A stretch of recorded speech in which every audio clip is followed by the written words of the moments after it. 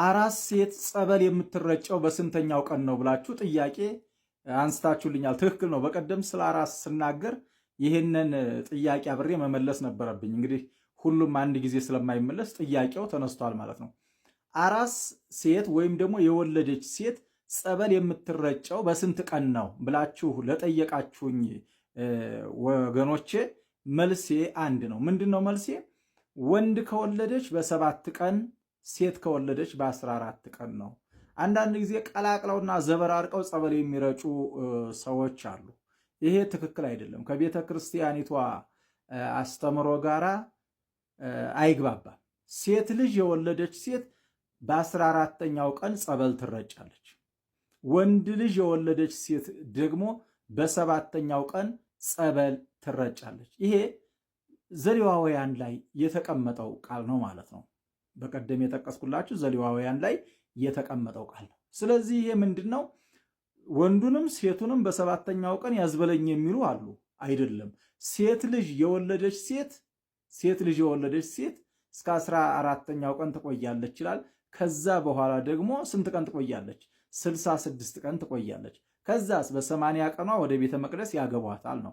ክርስትናው ከዛ ተያይዞ ነው። ወንድ ልጅ የወለደች ሴት እስከ 7ኛው ቀን ትቆያለች። በ8ኛው ቀን ስም ይወጣለታል። ለሴቷም እንደዛው በ14ኛው ቀን።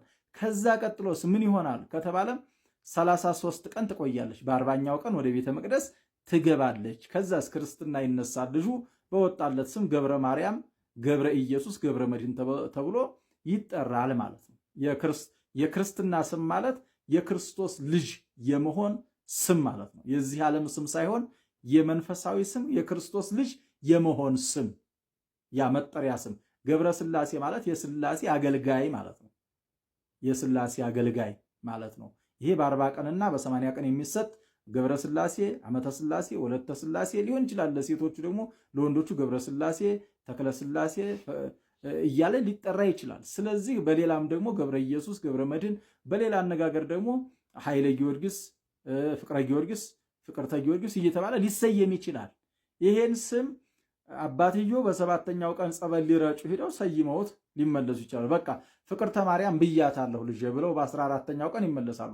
ወንድ ከሆነ በ7ኛው ቀን ፍቅረ ማርያም ብየዋለሁ ብለው ይመለሳሉ ማለት ነው። ከብሉይ ኪዳን ጋር የተያያዘ በጥምቀቱ ላይ ስለሚገኙ እሳቸው እንዲህ ብዬ ሰይሜዋለሁ ብለው ስሙ በዛ ሊጸና ይችላል። ዋናው ጸበል ተረጭተው ይመጣሉ። ነገር ግን የወንዱንም በ14 የሴቷንም በ14 አይቻልም። የሴቷን በ7 የወንዱንም በ7 አይቻልም። ወንድ በ7 ቀን፣ ሴት በ14 ቀን ብቻ ነው። ይሄ የወላድ ጥምቀት። ከዛ በተጨማሪ ደግሞ አራስ ቤት የገባ ሰው በስንት ቀን ነው ወደ ቤተ ክርስቲያን መግባት የሚችል? ወዲያው በዛው ቀን ሕፃኑን ልታቅፈው ትችላለህ። አንተ ከፈለክ ከሆስፒታል ስትመለስ ሕፃኑን አቅፈህ ቤት ልታደርሰው ትችላለህ። ወደ ቤተ ክርስቲያን የሚሄድ ሰው ሰውነቱን ታጥቦ ነው የሚሄደው። ሰውነትህን ታጥበህ ልብስህን ቀይረህ፣ ልብስ ሳይቀየር ሰውነት ሳይታጠብ ጫማ ሳይቀየር ወደ ቤተ ክርስቲያን አይኬድም። ስለዚህ ያንን አድርገህ ወደ ቤተ ክርስቲያን ትሄዳለህ። ከፈለክ ልትቆርብ ሁሉ ትችላለህ። ቅዳሴው ከሰዓት ከሆነ ጠዋት ኪዳን አድርሰህ ከሆነ ነው። ኪዳን ያላደረሰ ሰው ቁርባን አይቆርም። መጀመሪያ ኪዳን ማስደረስ አለበት። ስለዚህ ያንን ልታደርግ ትችላለህ። ጠያቄ በስንተኛው ቀን የሚያስብል ነገር የለውም። ጸበል መረጨት አለብኝ ካል አያስፈልግህም ወዳጅ።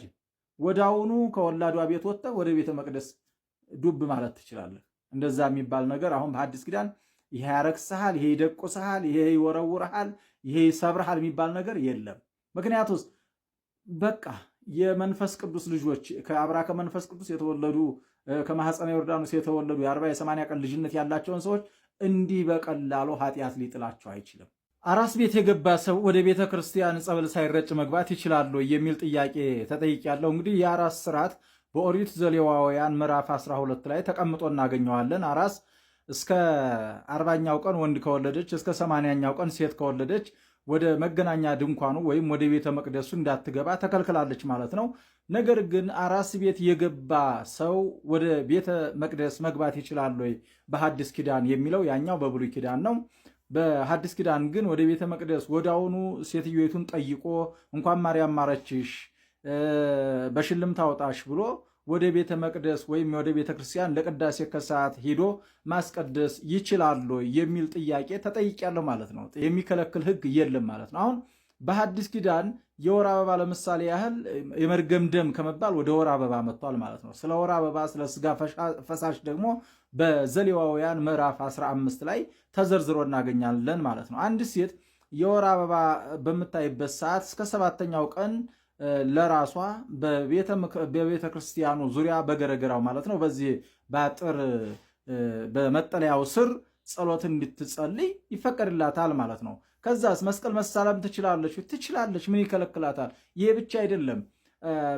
የግብረ ስጋ ግንኙነት የፈጸሙ ባልና ሚስት መስቀል መሳለም ይችላሉ። የሚከለክል ነገር የለም። ይሄ ግንኙነቱ ርኩሰት አይደለም። አሁን ሰውን የሚያረክስ ነገር የለም። በነገራችን ላይ በሐዲስ ኪዳን አሁን ሰውን ሊያረክስ የሚችል ነገር የለም።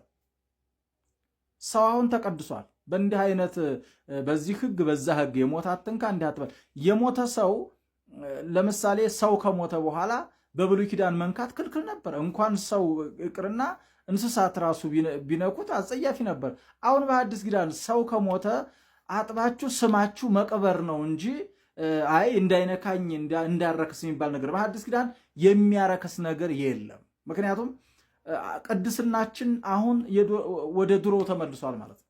ወደ ድሮ ተመልሷል። እንዲህ በቀላሉ የሚወርቅ በቀላሉ የሚሰበር ቅድስና የለም አሁን ማለት ነው። እና ስለዚህ ሴቶች ወይም ወንዶች ከሚስቶቻቸው ጋር አድረው ጸሎት መጸለይ ይችላሉ የሚል ጥያቄም ተጠይቋል። ይችላሉ፣ የሚከለክል ነገር የለም። ሰውነታቸውን ታጥበው ነው የሚለው ፍትሐ ነገሥቱ። ሰውነታቸውን ታጥበው ባልና ሚስቱ ወዲያውኑ እሷ በሴት መጸለያ እሱ በወንድ መጸለያ በዛው በቤታቸው ማለት ነው። ሴቲቱ በቀኝ ወንድየው ደግሞ በግራ በኩል ቁመው እዛው የጸሎት ቤታቸው መጸለይ ይችላሉ። የሚከለክላቸው ነገር የለም። ጧት ደግሞ ቤተክርስቲያን በር ላይ ሂደው ሲሳለሙ ደግሞ ያው ወደ ውስጥ አይገቡም። ቤተክርስቲያን በር ላይ ሄደው ሲሳለሙ ደግሞ ካህን ካገኙ ይፍቱ ብለው መሳለም ይችላሉ። ለምን ከተባለም ጋብቻ ርኩሰት የለውም፣ ቅድስና ነው እንጂ። ስለዚህ ጋብቻ ክቡር ነው፣ ምኝታውም ንጹህ ነው አይደለ? ስለዚህ በዚህ መልኩ መስቀል መሳለም ይቻላል ማለት ነው። አራስ ቤት የገባ ሰውስ ሂዶ ማስቀደስ ይችላል? አዎ ይችላል። የሚከለክል ህግ የለም ነው የሚከለክል። የምትከለከለው አራሲቱ ብቻ ናት። አራሲቷ እስከ 40 ቀን ድረስ በቤቷ ሆና የእርሳት ጊዜዋን ትጨርሳለች ማለት ነው።